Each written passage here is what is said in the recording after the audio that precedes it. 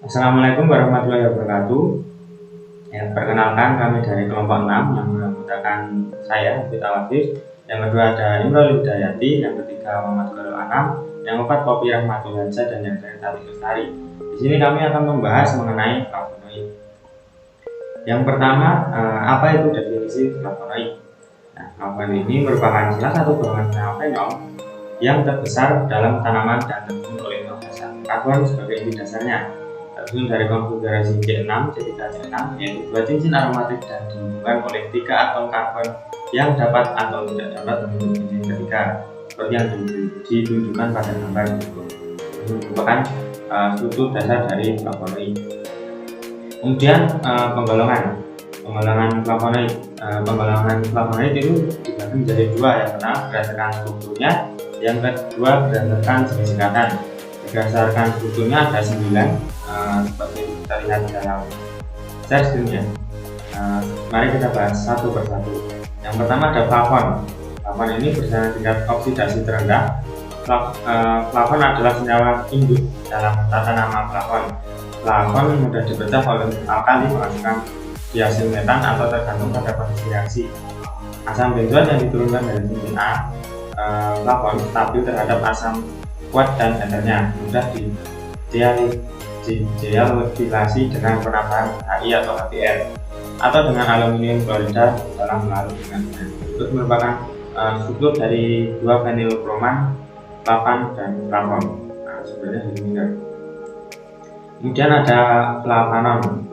Flavanon terdistribusi luas di alam. Flavanon terdapat di dalam kayu, daun, dan bunga.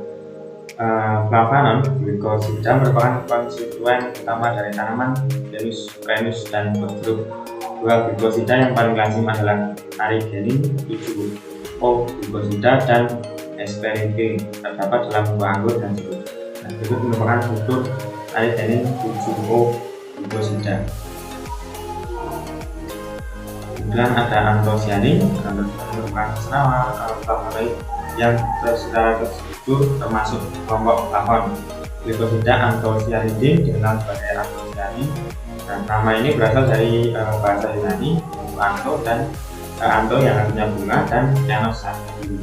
Nama ini tergolong pigmen dan pembentuk warna pada tanaman yang ditentukan oleh pH dari lingkungan. Yang berikut merupakan gambar struktur umum antosianidin dan jenis senyawa antosianin. Kemudian ada leukoantosianidin. Leukoantosianidin merupakan senyawa tan warna, terutama terdapat pada tumbuhan kayu. Senyawa ini jarang terdapat sebagai glikosida, contohnya malaxidin dan apiferol. Berikut merupakan gambar dari struktur apiferol. Kemudian ada flavonol. Flavonol adalah senyawa fitokimia ditemukan dalam konsentrasi tinggi dalam berbagai macam makanan nabati dan minuman. Flavonol paling sering terdapat sebagai glikosida, biasanya 3 glikosida dan aglikon flavonol yang umum yaitu kampirol, quercetin, dan mirisantin yang berkhasiat sebagai antioksidan dan antiinflamasi. Flavonol lain yang terdapat di alam bebas kebanyakan merupakan variasi struktur kimia dari flavonol. Flavonol dalam suasana basah dioksidasi oleh udara tetapi tidak begitu cepat sehingga penggunaan massa pada pengerjaannya masih dapat dilakukan. Flavonol lazim sebagai konstituen tanaman yang tinggi dan terdapat dalam berbagai bentuk terhidrosilasi.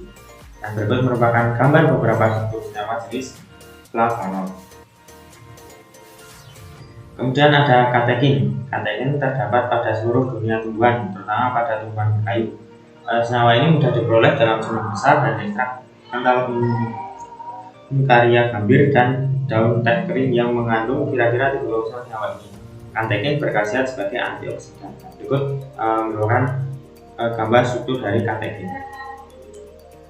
Kemudian ada kalkon. Polihidroksi kalkon terdapat dalam sejumlah tanaman, namun tersedia di alam itu tidak lazim. Tandanya bahwa kalkon cepat mengalami isomerasi menjadi flavonon dalam satuan keseimbangan. Beberapa kalkon misalnya marein, orensin, phylloxin, tansoalin yang terdapat dalam tanaman terutama sebagai pigmen daun bunga berwarna kuning kebanyakan terdapat dalam tanaman Hyacinthus. dan sebagainya. Berikut merupakan gambar struktur glaukom. Kemudian ada dihidroksikalkon.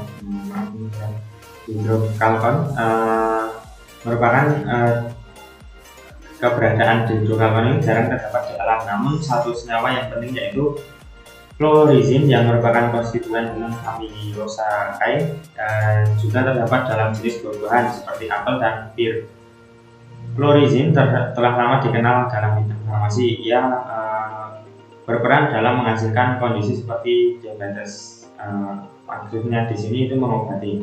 Dan fluorizin merupakan glukosida fluoretin. Fluoretin mudah terurai oleh alkali kuat menjadi fluorohidrogenol dan asam hidrosianamat. Jika glukosida fluorizin dipecah dengan alkalin dengan cara yang sama, maka ternyata sisa glukosa tidak dapat terlepas dan dihasilkan fluorofluoride beta O glukosida. Berikut merupakan struktur dari dihidrokalkon.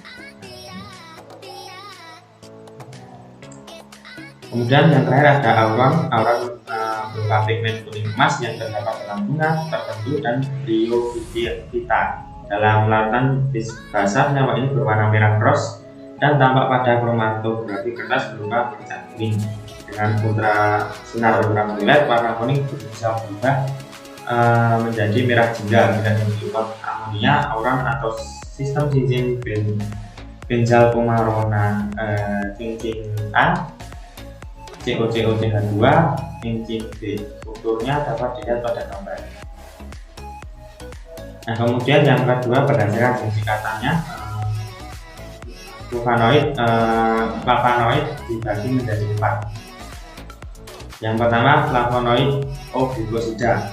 Pada senyawa ini hidroksil flavonoid terikat pada satu gula atau lebih dengan ikatan hemisetal yang tidak tahan asam. Nah, strukturnya bisa dilihat di gambar. Kemudian ada flavonoid C-glukosida. Kalau ini gugus gula terikat langsung pada inti benzen dengan suatu ikatan karbon-karbon yang tahan asam. Nah, untuk strukturnya seperti ini. Kemudian ada flavonoid sulfat. Sulfat ini merupakan senyawa flavonoid yang mengandung satu ion sulfat atau lebih yang terikat pada OH final atau gula. Secara teknis termasuk disulfat karena terdapat sebagai garam yaitu flavon OSO3K. Banyak berupa dan sulfat yang terikat pada OH final yang mana saja yang masih bebas atau padat. Umumnya hanya terdapat pada angiospermae yang merupakan ekologi dengan habitat air. Contohnya quartz sanding. Ini merupakan gambar dari quartz sanding. Struktur quartz sanding. Kemudian yang terakhir ada biflavonoid. Biflavonoid atau bisa disebut biflavonil, flavandiol, merupakan dimer flavonoid yang terbentuk dari dua unit flavon atau dimer campuran antara flavon dengan flavonon dan atau alkohol. Strukturnya bisa dilihat, ini struktur amentoflavon. Baik, selanjutnya adalah manfaat dari flavonoid. Yang pertama, flavonoid dapat mengobati penyakit jantung. Beberapa hasil penelitian menunjukkan bahwa terdapat korelasi negatif antara asupan flavonoid dengan resiko munculnya penyakit jantung koroner.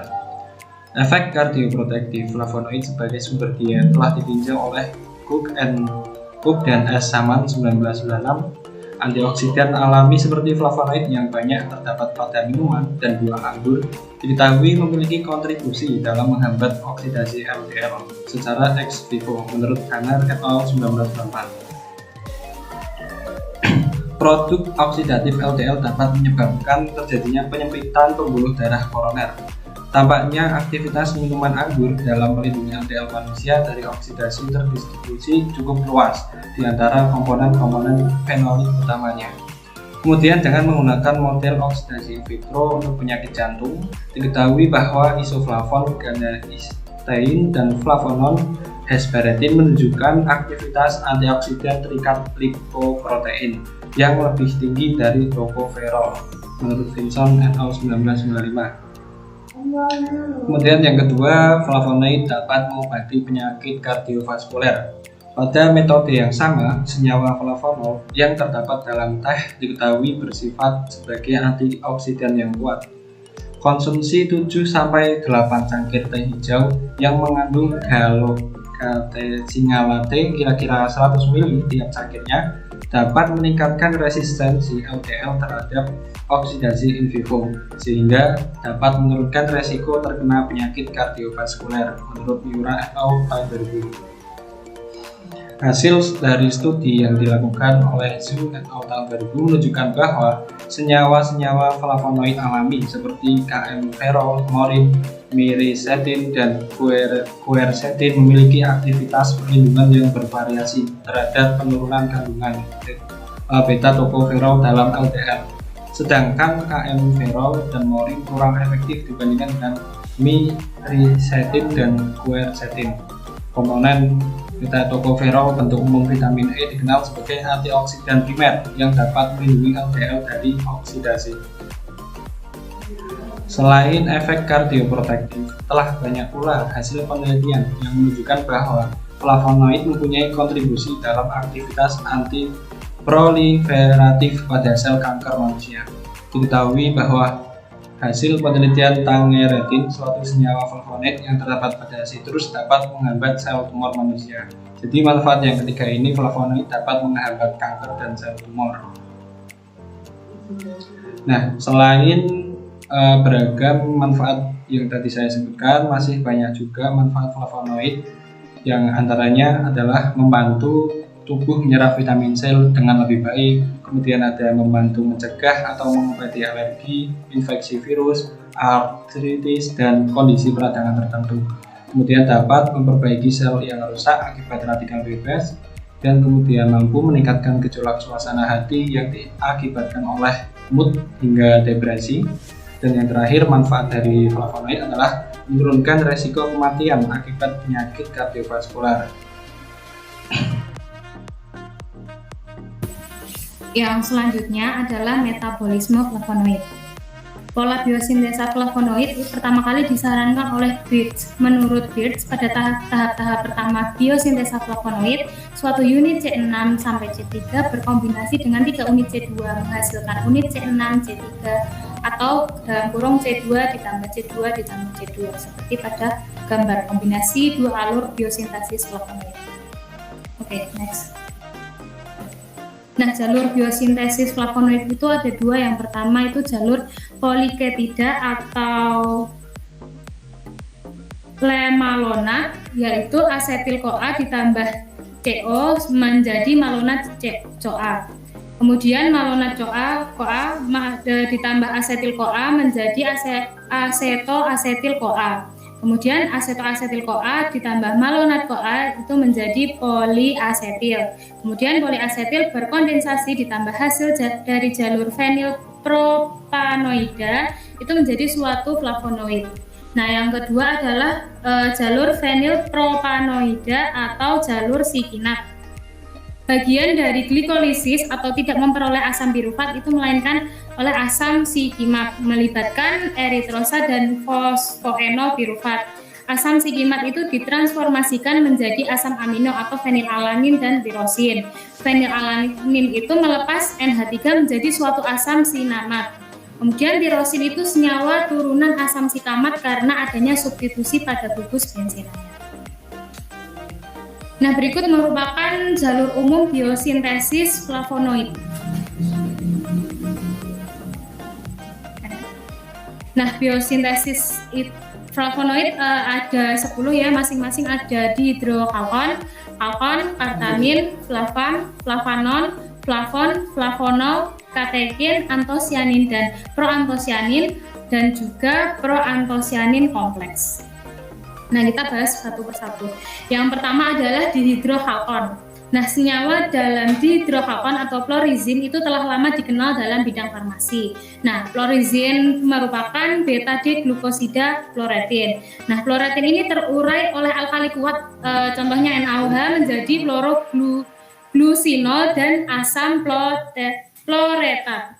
Jika glukosida fluoresin dipecah, maka dihasilkan kloroglusinol beta O glukosida. Nah, interaksi gugus asetoksil dengan satuan CH2CH2AR menunjukkan bahwa satuan glukosa itu harus terikat pada kedudukan 2 dalam fluorisin. Nah, berikut merupakan glikolisasi fluorisin. Nah, yang kedua ada halkon. Polihidroksihalkon pada tanaman persebarannya di alam itu tidak lazim ya, karena cepat mengalami isomerasi menjadi flavonon dalam satuan keseimbangan. Nah, dalam halkon sendiri itu terdapat pigmen daun bunga kuning yang kebanyakan terdapat dalam tanaman Helianthera tribe, Coreodicinae subtribe, dan famili Compositae. Nah, berikut adalah beberapa contoh halkonnya di alam. Ada buletin, gustin, tetrahidroksihalkon, dan sebagainya. Kemudian ada kartamin. Pigmen merah disebut kartamin bila dihidrolisis dengan asam fosfat berair memberikan 2 senyawa isomer, yaitu kartamidin dan isokartamidin. Seperti gambar yang ada isokartamidin dan kartamidin. Nah, kartamidin dan isokartamidin itu merupakan isomer dari flavonon sintesis senyawa termetilasi ke sepenuhnya dan demetilasi menjadi tetrahidroksiflavonon. Nah, gambar di samping merupakan gambar sintesis flavonon.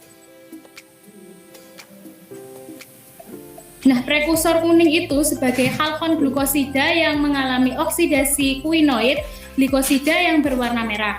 Nah, pembentukan flavonon pada hidrolisis kartamon ini harus melibatkan reduksi terhadap kuinon.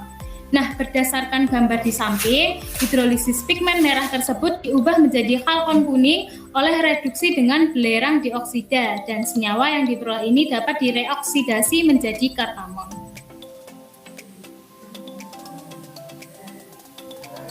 Yang keempat adalah metabolisme flavan. Senyawa fenolate kompleks yang merupakan konstituen resin dari tanaman genus Xanthoporea mengandung berbagai senyawa flavonoid yang ternyata pemisahan dan pemurniannya itu sukar dilakukan. Nah, reduksi flavan dengan natrium dan etanol dalam cairan amonia dan metilasi fenol yang diperoleh menghasilkan senyawa yang dikenal sebagai 1P-metoxyphenyl 32,4,6 trimetoxyphenyl propana seperti pada gambar.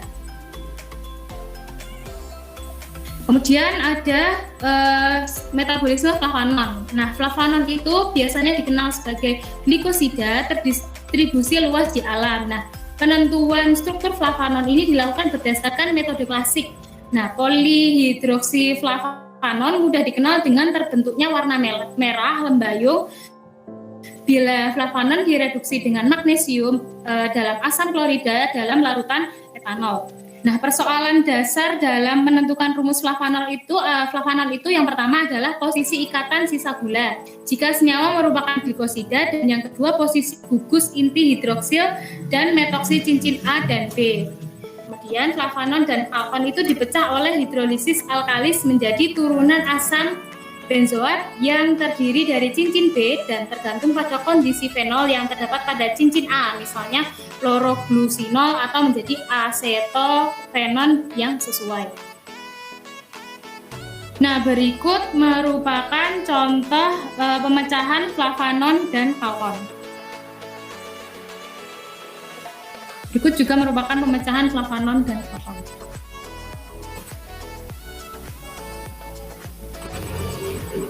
Yang keenam yaitu metabolisme dari flavon. Nah, flavon yang sering dijumpai itu adalah epigenin dan lutein yang berperan sebagai neurotropin dalam mamalia, mengurangi angiogenesis, zat antioksidan, resistensi terhadap perubahan morfologi penuaan. Kemudian ada camphorol sebagai antioksidan, ada nobiletin sebagai antiinflamasi, kemudian ada semiglabrin sebagai antifungal, dan artonin A sebagai antimalaria.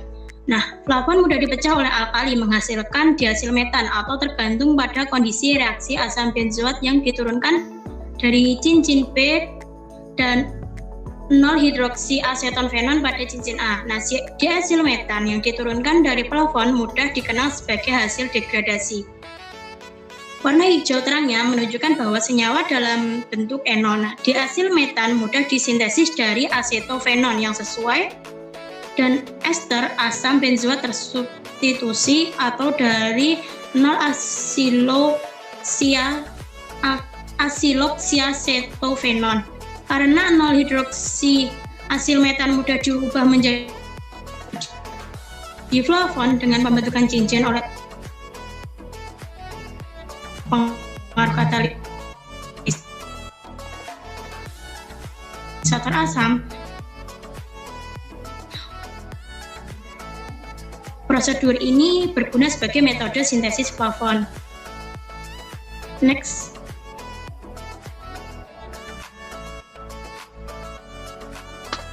Berdasarkan pada diasilmetan, di mana flavon itu akan dipecah oleh alkali berupa KOH menghasilkan suatu diasilmetan. Selanjutnya,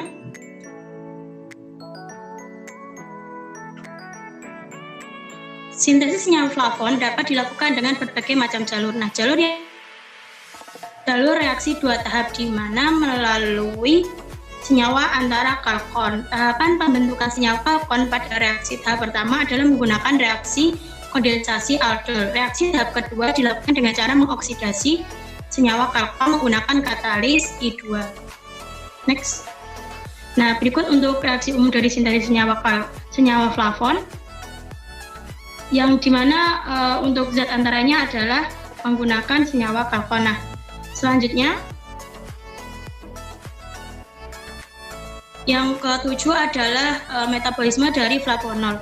Flavonol merupakan flavonoid dengan gugus keton. Senyawa flavonol diantaranya adalah quercetin, miricetin, fisetin, galangin, morin, rutin, KM-fenol, melisimplekin, termatin, limositrin, hibisefin, dan robinetin. Nah, aktivitas farmakologis flavonol adalah sebagai antioksidan. Nah, salah satu flavonol adalah quercetin, di mana biosintesis quercetin ini dimulai dengan prekursor fenilalanin dan beberapa senyawa aktivator, di antaranya 1 molekul 4 fumaroil-CoA dan 3 molekul malonyl-CoA. Terdapat 2 enzim utama, yaitu resveratrol sintase atau disebut dengan stilben sintase atau STS dan kalkon sintase atau CHS. Kedua enzim ini diperkirakan merupakan kunci reaksi biosintesis semua senyawa flavonoid pada tumbuhan dan merupakan homodimerik dari poliketida sintase spesifik tumbuhan. Nah, enzim stilben sintase atau STS dan kalkon sintase atau CHS bekerja melakukan kondensasi menggunakan 3 reaksi kondensasi sekuensial dengan malonyl-CoA membentuk senyawa antara tetrakerida. Hanya saja pada STS akhir pembentukan inti cincinnya berupa tetrakerida linear yang selanjutnya tergantung dari aktivitas kedua enzim di atas, yaitu apabila CHS yang aktif maka akan terbentuk hasil akhir quercetin. Sedangkan jika enzim STS yang aktif maka produk akhirnya adalah resveratrol. Next. Yang selanjutnya yaitu metabolisme katekin. Katekin memiliki 2 atom karbon yang simetris, di mana membuat katekin ini memiliki 4 osomer. Osomer itu adalah positif katekin, negatif katekin, positif epikatekin, dan negatif epikatekin. Positif katekin dan negatif epikatekin banyak ditemukan di alam. Katekin dan epikatekin memiliki 3 jenis turunan, yaitu katekin galat, galokatekin galat, epikatekin galat, dan epigalokatekin galat. Next. Nah, ini merupakan jalur biosintesis katekin yang didasarkan pada jalur sintesisnya pada daun teh hijau. Nah, senyawa katekin ini bersintesis melalui jalur asam melanik dan asam sikimik, sedangkan untuk asam galik dari satu produk antara yang diproduksi di dalam jalur metabolik asam sikimik. Next. Kemudian ini merupakan salah satu reaksi biosintesis katekin di mana dapat dimulai dari satu unit starter CoA 4-hidroksinamoil yang mengalami perluasan rantai dengan penambahan 3 molekul malonyl-CoA. Enzim kalkon sintase kemudian akan mengkatalisis kondensasi CoA 4-hidroksinamoil dan malonyl-CoA membentuk kalkon. kalkon kemudian diisomerkan menjadi naringenin oleh kalkon isomerase yang dioksidasi menjadi eriodiktiol oleh flavonoid 3-hidroksilase dan selanjutnya dioksidasi menjadi taksifolin oleh flavoanon hidroksilase. Taksifolin kemudian dikurangi dengan hidroksiflavanol 4 reduktase dan leukoantosianidin reduktase untuk menghasilkan suatu katekin. Next. Yang ke-9 yaitu antosianin dan Yang selanjutnya yaitu antosianin dan proantosianin. Nah, dengan menggunakan senyawa tersubstitusi yang cocok, maka antosianin alam dapat disintesis dengan cara yang sama. Antosianidin juga dibentuk bila flavon 3,4-diol dipanaskan pada kondisi asam kuat. Reaksi sangat kompleks dan hasil yang diperoleh berupa garam flavilium rendah dan perlu dicatat bahwa reaksi meliputi oksidasi untuk dehidrasi sederhana flavandiol diperoleh 3 flavan 3-diol atau leukoantosianidin, bukan antosianidin. Next. Nah, ini merupakan sintesis dari antosianin dari leukoantosianidin hidrat, kemudian berubah menjadi leukosianidin dan dihasilkan sianidin. Next. Nah, ini untuk salah satu reaksi dari biosintesis antosianin. Nah, biosintesis antosianin merupakan suatu proses yang kompleks. Untuk gen-gen yang berperan itu ada fenilalanin amonialiase atau PAL, kemudian kalkon sintase, ada kemudian antosianidin sintase atau ANS. Nah, untuk prosesnya yaitu glukosa yang merupakan hasil fotosintesis diubah menjadi fosfoenol pirufat melalui jalur pentose fosfat. Nah, jalur sikimat akan mengubah fosfoenol pirufat menjadi fenilalanin. Fenilalanin kemudian diubah menjadi asam sinamat dengan bantuan fenilalanin amonialiase atau PAL. Asam sinamat diubah menjadi 4-kumaroil-CoA. 1 molekul 4-kumaroil-CoA akan bereaksi dengan 3 molekul malonil-CoA untuk membentuk naringenin kalkon dengan bantuan katalisator kalkon sintase. Naringenin berubah menjadi naringenin oleh kalkon isomerase. Naringenin akan diubah menjadi dihidroflavonol setelah mengalami hidroksilasi pada 3 posisi oleh flavonon 3-hidrolase. Dihidroflavonol selanjutnya akan direduksi oleh dihidroksiflavonol reduktase menjadi leukoantosianidin. Next slide.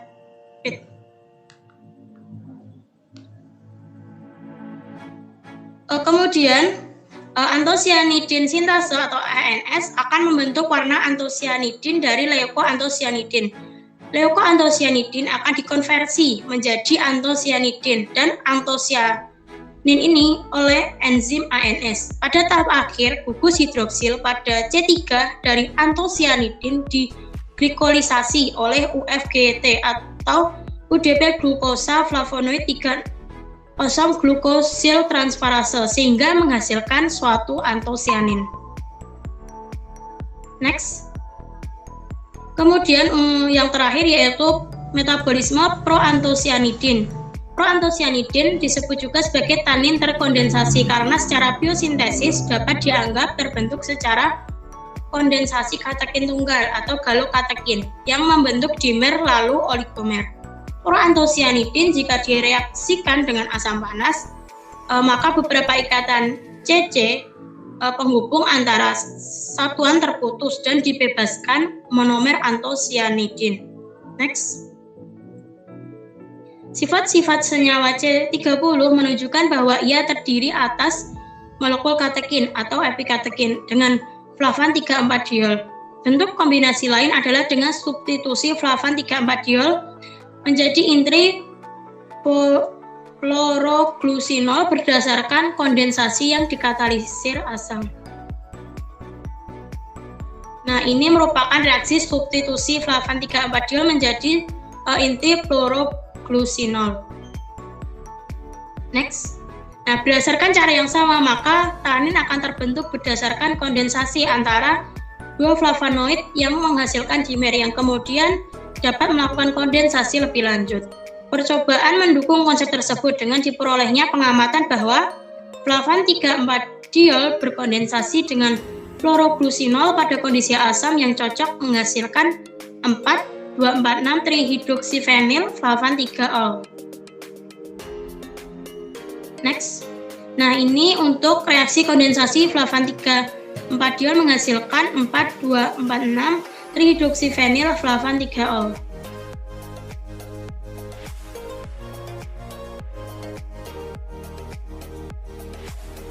Selanjutnya, jurnal aplikasi flavonoid dalam kehidupan sehari-hari.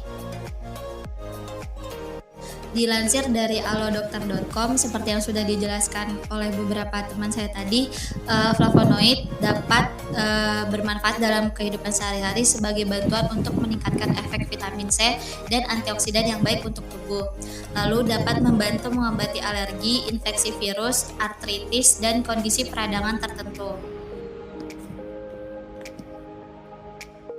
Kemudian, mampu memperbaiki sel yang rusak akibat radikal bebas, mampu meningkatkan suasana hati yang diakibatkan oleh gangguan mood, mudah marah, dan beberapa hal yang menandai adanya depresi.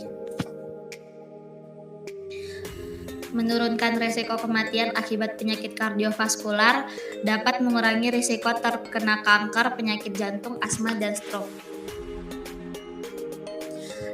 Bagaimana untuk manfaat flavonoid tersebut bisa didapatkan, yaitu dengan mengonsumsi buah-buahan, sayur-sayuran, dan sumber makanan yang mengandung flavonoid lainnya seperti buah matoa, teh hijau, jeruk, kurma, seledri, pare, madu, brotowali, kacang kedelai, belimbing wuluh, sirsak, anggur merah, apel, rosella, dan lain-lain. Selanjutnya, jurnal aplikasi flavonoid dalam bidang riset. Yang pertama, ada sintesis senyawa flavonoid menggunakan senyawa turunan benzaldehida. Salah satu manfaat dari senyawa flavonoid adalah sebagai obat tradisional atau sebagai obat alternatif. Hal ini berhubungan dengan aktivitas fisiologisnya. Senyawa kalkon telah dikenal masyarakat Meksiko sebagai obat luka bakar, dan berdasarkan hal tersebut perlu dilakukan sintesis senyawa flavonoid menggunakan bahan-bahan yang mudah didapat di laboratorium. Sumber jurnalnya ada dari Ismiarto dan Matsyeh, yaitu sintesis senyawa flavonoid dengan menggunakan bahan dasar senyawa turunan benzaldehida. Selanjutnya, dari sintesis senyawa flavonoid ini melibatkan dua tahap reaksi, yaitu tahap yang pertama ada ventraldehida dan ortohidroksiacetofenon dalam kondisi alkali. Berdasarkan reaksi Claisen-Smith menghasilkan senyawa kalkon. Lalu pada tahap 2 mengalami siklisasi dalam kondisi alkali menghasilkan senyawa flavanon. Reaksi siklisasi ini berdasarkan reaksi adisi nukleofilik keton tak jenuh alfa beta. Selanjutnya untuk yang kedua ada flavonoid dalam tape biji nangka. Sumber dari jurnal ini ada dari Suharyanto dan Sari tahun 2021 tentang pengaruh lama fermentasi terhadap kadar flavonoid total pada ekstrak tape biji nangka. Biji nangka kurang diminati oleh masyarakat sebagai bahan pangan. Biji nangka memiliki senyawa flavonoid yang dapat digunakan sebagai pengobatan. Untuk langkah dalam mendapatkan ekstrak tape biji nangka ialah dengan melakukan ekstraksi maserasi menggunakan pelarut etanol 96%. Kemudian melakukan identifikasi kualitatif menggunakan uji sinoda, uji NaOH 10%, dan uji asam sulfat pekat. Hasil dari uji ini menunjukkan bahwa sampel mengandung flavonoid dengan kadar total yaitu 2,9146 mg/Ki per gram, ekstrak dengan persen KV yaitu 0,84%. Dari penelitian ini juga mengatakan bahwa semakin lama waktu fermentasi, maka kadar total flavonoid akan semakin meningkat. Selanjutnya, flavonoid dalam temu ireng. Temu ireng merupakan salah satu tanaman obat yang mengandung flavonoid dan dapat berfungsi sebagai antioksidan dan antimikroba. Bersumber dari jurnal Sharia dan Cikta, yaitu jurnal teknik kimia tentang ekstraksi flavonoid dari temu ireng dan aplikasinya pada sabun transparan. Untuk mendapatkan ekstrak temu ireng yang mengandung flavonoid dapat dilakukan dengan ekstraksi maserasi dalam pelarut metanol 96%. Kemudian dianalisis dengan uji warna dan diukur absorbensinya menggunakan spektrofotometer UV vis. Kadar flavonoid yang didapat ialah 3,5 mg per mili. Kemudian hasil ini diproses menjadi sabun padat transparan yang memiliki pH 9, kandungan alkali 0,048 dan kadar airnya 0,31. Selanjutnya ada flavonoid dalam daun kumak. Secara tradisional, daun kumak atau Lactuca indica L digunakan untuk menambah nafsu makan, memperlancar pencernaan, menambah stamina, mengobati penyakit gondok, mengobati sakit lambung, menurunkan kolesterol, dan kadar gula darah serta resiko kanker. Sumbernya dari Jurnal Isolasi dan Identifikasi Senyawa Flavonoid dalam Daun Kumak dari HEPNI, yaitu Jurnal Dunia Farmasi. Dalam ekstrak daun kumak diketahui mengandung senyawa flavonoid, tanin, saponin, glikosida, dan steroid. Langkah untuk mendapatkan kandungan flavonoid dalam daun kumak ialah dengan melakukan ekstraksi menggunakan pelarut etanol 80%, kemudian difraksinasi dengan N-heksana dan etil asetat. Hasil screening fitokimia memperoleh hasil positif mengandung flavonoid pada fraksi etil asetat. Flavonoid dari ekstrak daun kumak dapat diisolasi dengan metode pemisahan secara kromatografi kertas dan diidentifikasi dengan spektrofotometri UV vis. Selanjutnya ada flavonoid dalam daun cengkeh.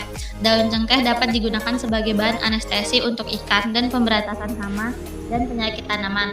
Cengkeh mempunyai komponen eugenol dalam jumlah besar, yaitu sekitar 70-80%, yang mempunyai sifat sebagai stimulan, anestetik lokal, karminatif, antiemetik, antiseptik, dan antispasmodik. Sumbernya dari Jurnal Wahyulianingsih, Saufidah Handayani, dan Abdul Malik tentang penetapan kadar flavonoid total ekstrak daun cengkeh, yaitu Jurnal Fitofarmaka Indonesia. Langkah untuk mendapatkan ekstrak daun cengkeh ini adalah dengan ekstraksi sampel menggunakan etanol 96% sebanyak 2 liter dalam bejana. Kemudian menganalisis secara kualitatif menggunakan metode KLT, lalu analisis kuantitatif dan menghitung kadar flavonoid totalnya. Dari pengujian diperoleh kadar flavonoid total ialah sebesar 73,08 mgRe per gram dengan presentase 7,308% yang dihitung sebagai rutin ekuivalen. Jadi dari aplikasi flavonoid di bidang riset itu bisa dimanfaatkan untuk menemukan senyawa baru atau menemukan senyawa flavonoid di dalam beberapa tumbuhan atau tanaman. Sekian dari kelompok 6. Jika ada salah kata kami mohon maaf. Jika ada pertanyaan dan tanggapan dipersilakan. Wassalamualaikum warahmatullahi wabarakatuh.